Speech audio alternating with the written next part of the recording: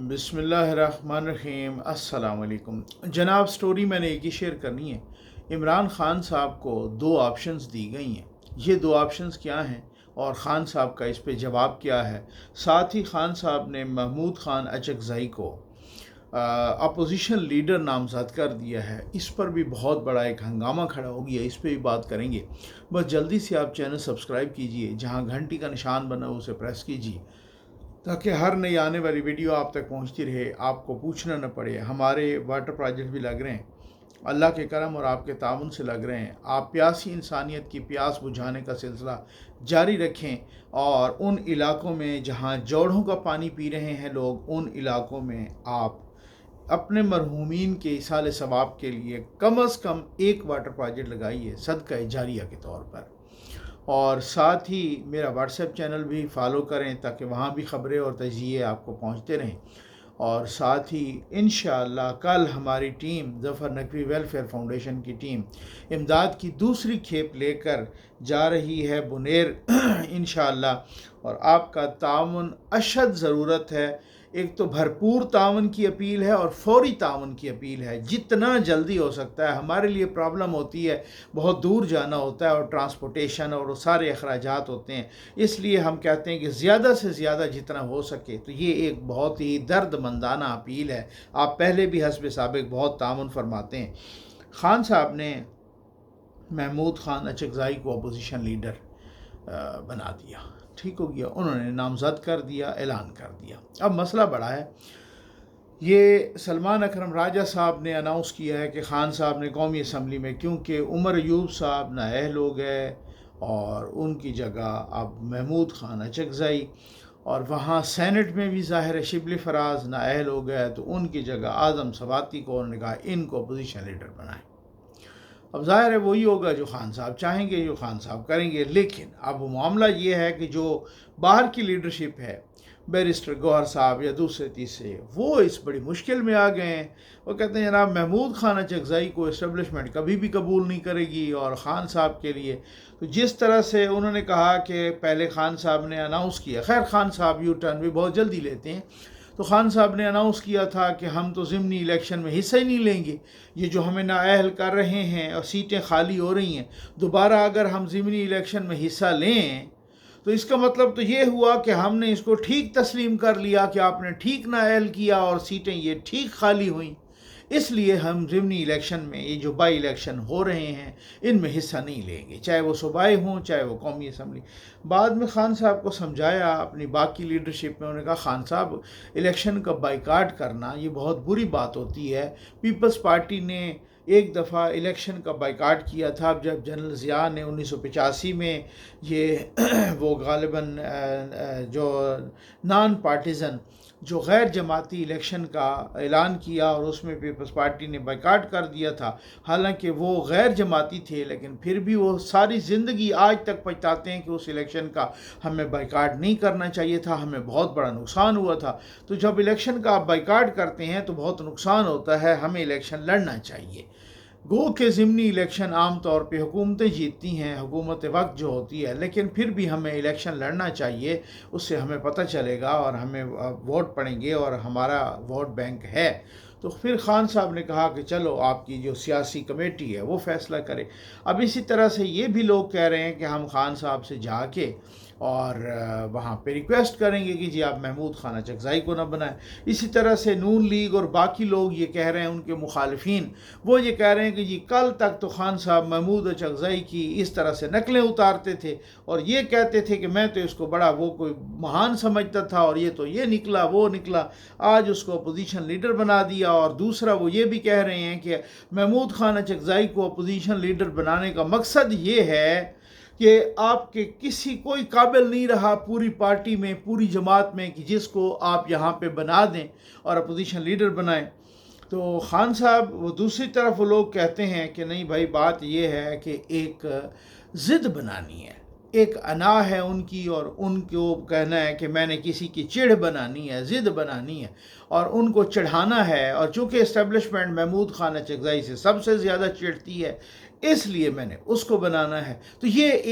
ایک ضد ہے، یہ ایک انا ہے۔ اس طریقے سے انہوں نے کہا کہ اس سے چڑھتی ہے تو میں نے اسی کو بنانا ہے۔ اب یہ ایک پھڈا ہے، دیکھیں کہ اب اس کا کیا ہوتا ہے کہ محمود خان اچکزئی اسی طرح سے ان کے نامزد رہتے ہیں یا کوئی یہاں پہ تبدیلی آتی ہے، کیونکہ تبدیلی بہت جلدی آتی ہے پی ٹی آئی میں، یہ بھی لوگوں نے دیکھا ہے۔ اور کیونکہ میں آپ کو بتاؤں کہ اس وقت پہ اپنا تحریک انصاف میں دو قسم کے گروپ ہیں، ایک وہ خان صاحب والا گروپ ہے اور دوسرا تھوڑا سا ذرا مفاہمتی گروپ ہے۔ جیسے کل ایک بیان دیا ساتھ ہی جو ہے نا بیرسٹر گوہر صاحب نے کہ غلطیاں ہم سے بھی ہوئی ہیں، 9 مئی غلط تھا اور 9 مئی نہیں ہونا چاہیے تھا، اور اس کے بعد حالانکہ انہوں نے اس کو بڑھاتے ہوئے یہ بھی کہا کہ پھر دیکھیں ہمارے ساتھ یہ ناانصافی ہوئی ہے، یہ ناانصافی ہوئی ہے، اس طرح سے تو خزاں کے پتے نہیں گرتے، جس طرح سے ہمارے لوگوں کو نااہل کیا گیا، ہمیں انصاف نہیں ملا، عدالتوں سے بھی انصاف نہیں ملا، ہم عدالتوں میں جا کے اس طرح کے آرگومنٹس کرتے ہیں تب بھی ہمیں انصاف نہیں ملتا۔ لیکن اس کے بیان کو اب ظاہر ہے بہت سارے لوگوں نے کہا کہ دیکھو جی انہوں نے معافی مانگ لی ہے 9 مئی پر، جو خان صاحب کہتے ہیں کہ میں نہیں مانگوں گا اور میں تو مانگنا ہی نہیں چاہتا، آپ نے خود کروایا ہے اور آپ اس کی سی فوٹیج دیں وغیرہ وغیرہ، ٹھیک ہو گیا۔ تو اب اس کے بعد پی ٹی آئی کی وضاحت بھی آ گئی کہ دیکھیں جی ان کے بیان کو بڑا توڑ مروڑ کے بیان کیا گیا اور یہ کیا گیا۔ علیمہ خان صاحبہ نے کا بھی ایک بیان آیا ہے کل، اور انہوں نے بھی یہی کہا ہے کہ عاصم منیر کے ہاتھ میں نہیں ہے عمران خان کی زندگی،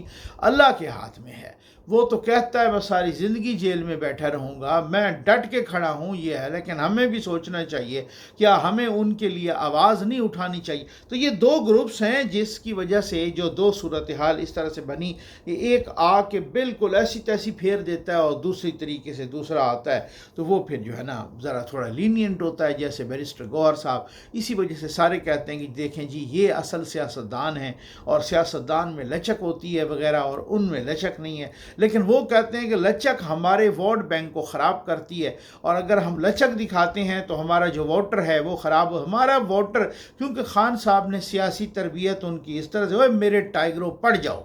ان کو مار دو، ان کو بالکل پھینٹا لگا دو، یہ والے الفاظ نا شروع ہی سے وہ 2014 کے دھرنے سے آنورڈ خاص طور پہ، اور اس کے بعد بھی، اور پھر جب یہ عدم اعتماد آئی اور اس میں تو مطلب وہ ایسی تیسی اگر نہ پھیریں یا اگر اس طرح سے تو ووٹر وہ کہتے ہیں وہ ٹھنڈا پڑ جاتا ہے، ان کا سپورٹر ٹھنڈا پڑ جاتا ہے۔ اور لوگ کہتے ہیں پی ٹی آئی کے جو خان صاحب کے زیادہ قریب ہیں وہ کہتے ہیں دیکھیں جی یہی تو وہ گر ہے، یہی تو وہ ہتھیار ہے خان صاحب کا کہ جس نے آج تک ان کی پاپولیرٹی کو اس طرح سے زندہ رکھا ہوا ہے وغیرہ۔ اب آ جائیں اس بات پر کہ خان صاحب کو 2 آپشن دیے گئے۔ اچھا، اس کا سہیل وڑائی صاحب نے بھی کہا ہے، اور میں نے بھی آپ کو بتایا تھا، چونکہ حذیفہ رحمان صاحب نے یہ بھی کہا تھا کہ وہ ایک برطانیہ کی جو سفیر ہیں پاکستان میں، انہوں نے کوشش کی، اور پھر ہم نے کہا ٹھیک ہے ہم ان کو یو کے بھیج دیتے ہیں، لیکن یہ 9 مئی پہ معافی مانگے، اور خان صاحب پھر معافی سے مکر گئے اور پھر وہ بھی پیچھے ہٹ گئیں، ٹھیک ہو گیا۔ پھر ہم نے کہا کہ اگر آپ نے سعودیہ جانا ہے یا اگر آپ نے یو اے ای جانا ہے، مثلا مڈل ایسٹ کی کسی کنٹری میں، انہوں نے یہ کہا، تو انہوں نے کہا کہ نہیں میں نے ادھر نہیں جانا اور میں نے معافی بھی نہیں مانگنی اور میں نے جانا بھی یو کے ہے، تو وہ پھر ہم نے کہا کہ ایسا نہیں ہو سکتا، ٹھیک ہو گیا۔ تو اب اگر وہ معافی مانگے تو یہ تو ان کو ایک آفر تھی، اب ان کو کچھ اور آفرز بھی، وہ آفرز میں پہلے ڈسکس کر چکا ہوں، لیکن یہ ہے کہ اب وہ سہیل وڑائی صاحب نے بھی کہا ہے وغیرہ وغیرہ، ان کو یہ آفر دی گئی ہے کہ دیکھیں آپ دو قسم کی کہ آپ کا یہ دیرینہ مطالبہ ہے کہ جوڈیشل کمیشن بنائیں، ٹھیک ہو گیا نا، اس دھاندلی پر وغیرہ وغیرہ، تو جوڈیشل کمیشن بنا دیتے ہیں، ٹھیک۔ لیکن اب پھر خان صاحب کا یہ ہوگا کہ نہیں جی جوڈیشل کمیشن بنائیں اور میری مرضی کا جج ہو، وہ یہ کوئی نہیں کرے گا، یہ اس طرح سے جوڈیشل کمیشن ایسا نہیں بنے گا کہ وہ سب چیز کو، ہر ایک چیز کو تہس نہس کر کے رکھ دے، وہ جن کو یہ فارم 47 والے کہتے ہیں ان کو ہٹا لیں اور ان کو بٹھا لیں اور پورا الیکشن بھی تہس نہس ہو جائے، حکومت بھی اور سارا کچھ، شہباز شریف صاحب بھی خیر سے چلے جائیں اور یہ پورا سسٹم، یہ پوری حکومت جو ہے نا گڑبڑ ہو جائے، ایسا نہیں ہوگا۔ بس ان کو فیس سیونگ کے لیے ایک جوڈیشل کمیشن بنا کے دیں گے، اور وہ جوڈیشل کمیشن بس ٹھیک ہے، وہ جو حکومت بنائے گی اور جس طریقے سے وہ جو بھی بنے تو خان صاحب کو چپ کر جانی چاہیے، اور اس طریقے سے جوڈیشل کمیشن آپ کو مل جائے گا۔ ایک تو پیشکش یہ ہے،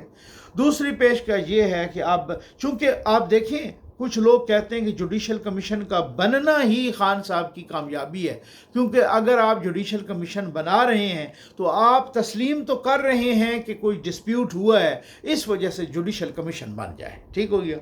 دوسرا، آپ بنی گالہ میں دوسری پیشکش یہ ہے کہ آپ بنی گالہ میں بیٹھ جائیں اور چپ کر کے بیٹھ جائیں، اور آپ اس حکومت کو بھی چلنے دیں، آپ اپنی سیاسی ایکٹیویٹیز ملاقاتیں بھی جاری رکھیں، باقی کچھ ہی، لیکن یہ نہیں ہے کہ روز آپ آ جائیں سوشل میڈیا پہ ملاقات اپنا خطاب کریں یا پھر میڈیا پہ یا ادھر ادھر اور پھر شور شرابہ کریں، اور ہر ہفتے آپ کال دے دیں احتجاج کی اور پھر کہیں میں اسلام آباد پہ چڑھائی کر رہا ہوں، اور پھر اپنے یہ نہیں ہے۔ آپ اگر 2-3 سال چپ کر کے بیٹھیں گے تو پھر جب اگلا الیکشن آئے گا تو پھر اس حوالے سے آپ یہ کر سکتے ہیں۔ اب خان صاحب نے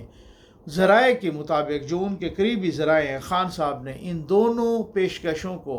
بالکل آل ٹوگیدر ریجیکٹ کر دیا ہے۔ ٹھیک ہو گیا۔